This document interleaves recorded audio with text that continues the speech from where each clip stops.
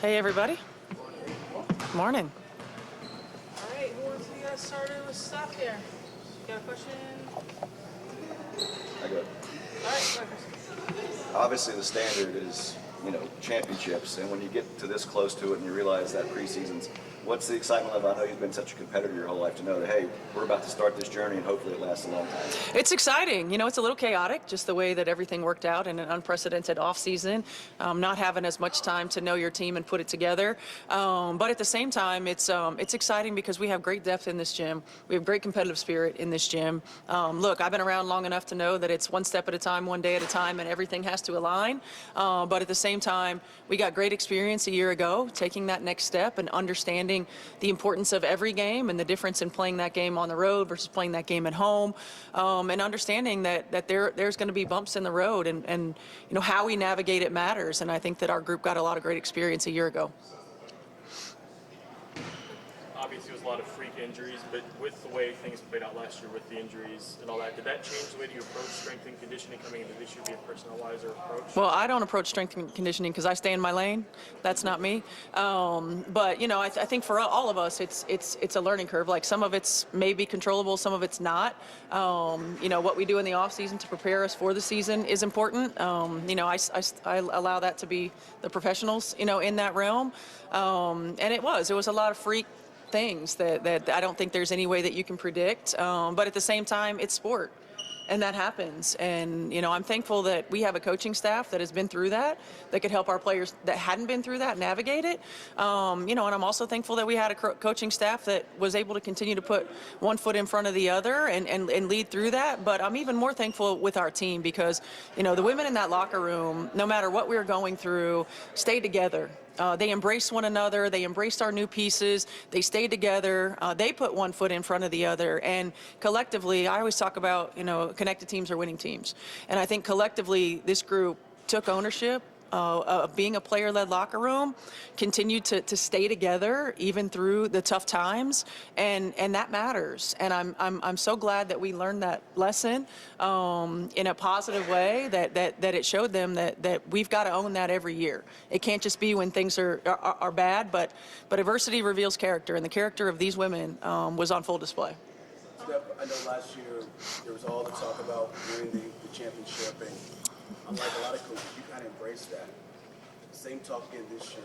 Why is that important to you to embrace that and have that message around your team? How they say you're the best, you got to get it done. Yeah, I think first and foremost, everybody wants to win championships. Like that's the competitive spirit is part of why we do what we do. And you got to put it out there. Like, right? You got to put it out there. You got to talk about it. But at the same time, I think for us, understanding that doesn't happen now. Right. It started in the off season. Once we get our team together, it starts with every day we prepare, putting ourselves in position to win. And look, again, I've been around long enough to know that everything kind of has to align, right? Everything has to align. But the things that we can control, we've got to control every day. We can't look ahead. We got to be where our feet are. We've got to stay focused on continuing to grow, continuing to improve, stacking our days. We got to keep the main thing the main thing. There's a lot of noise out there, and just talking about it doesn't mean that we're going to be about it, right? So we've got to prove that every day that we step on the floor. And I love this group, the competitive spirit. I love that this group is not afraid to talk about what we want to accomplish. And now we've just got to continue to grind and put ourselves in position for that. Colin and James. Coach, given the injuries last year that were mentioned, are there any plans to kind of manage minutes or games for players like Caitlin or even Kelsey? Well, we'll talk about that as we get closer to Saturday.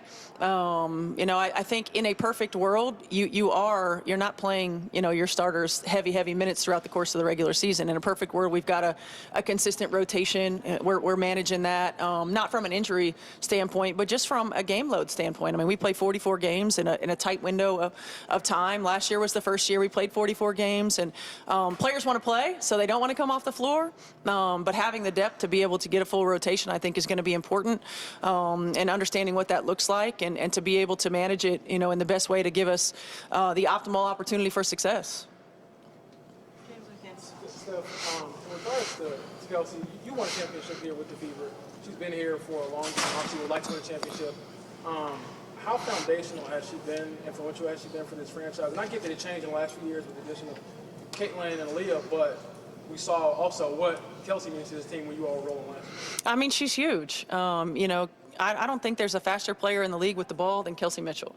I don't think there's a scarier player in the league to guard one-on-one than Kelsey Mitchell. And, for us, putting her in position to do what she does best so that she doesn't have to think about it, she can just do it, was a priority.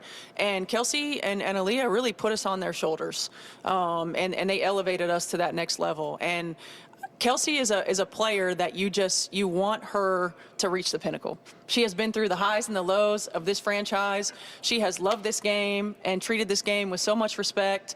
I remember when she was a freshman in college and I was calling her games, just watching the way that she worked in pregame. And she loves basketball, and she's a pro's pro.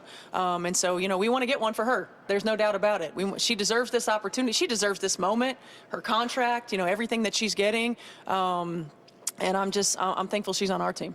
What about Candace Scott? I think that's probably all. So how are you doing? Good.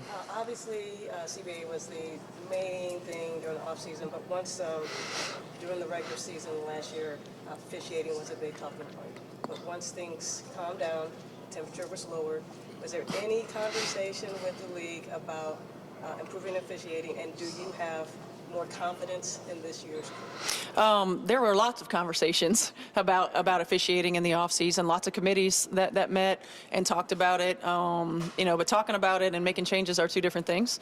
And so I think for us collectively, coming to an understanding of how we want our game to be called, coming to an understanding of what those demarcation lines look like, and then it's up to the officiating committee and their group to really put it into practice.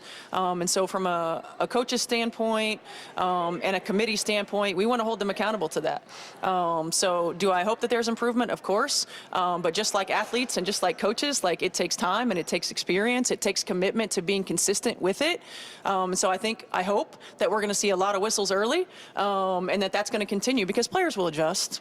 Players are good enough to adjust, to how it's going to be played.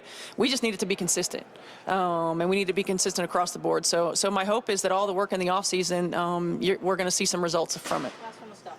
Steph, with Team USA, I wonder what kind of collaboration and conversations we're able to have amongst the coaching staff as you guys try to get better in what you're trying to do with each other? Yeah, there's a lot. I mean, everything from terminology to play call sheets and substitution patterns, to actions that are running, to practice and preparation. It's such a small community, such a small world, and it was fun to be able to have a lot of time to work with Kara and with Nate and with Natalie. Nate and Natalie, I hadn't had a lot of prior relationship with outside of just meeting them. Kara I had, but not in that environment. And so it was great just to have conversations and to see the way that people do things differently and to grow. I think every time you have an opportunity to be in the gym is an opportunity to learn and grow. And not just with our group, but then in our opponents. Some of the things that our opponents were running, it's like, oh, I like that action. I think that'd be good for C, or oh, I like that action. I think it'd be good for Kels or AB. It was an amazing experience. All right, thank you, Steph. Yep, thank you. Thank you.